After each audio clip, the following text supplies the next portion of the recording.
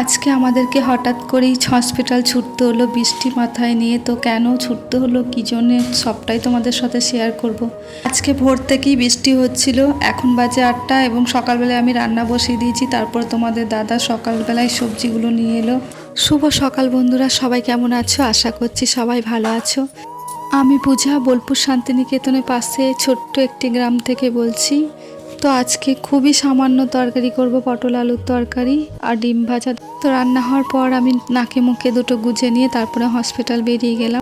আমাদের বাড়ি থেকে হসপিটাল প্রায় 15-20 মিনিট এবং আমরা যাচ্ছি। দেখো এই বাগানের রাস্তাটা, এটাতে আগে অনেক ভয় ছিল। এই রাস্তাতে মানুষ আগে যেতে ভয় পেত, কারণ এই রাস্তাতে চুরি চামারিও হতো, আবার মারধরও হতো। তো কথা বলতে বলতে দেখো আমি হসপিটাল পৌঁছে গেছি এবং হসপিটালে পৌঁছে তো আমার মাথা ঘুরে আছে। কেন টিকিট কাউন্টারে কত ভিড়, দেখো কত লাইন। তারপর চলে গেলাম আমি টিকিট কাটতে। তারপর টিকিট নিয়ে তারপরে চলে গেলাম আমি ডাক্তার দেখাতে। এই হসপিটালটা হয়তো অনেকেই চেনো। এই হসপিটালটার নাম হলো সিয়ান হসপিটাল। এই হসপিটালে খুবই ভালো চিকিৎসা হয়।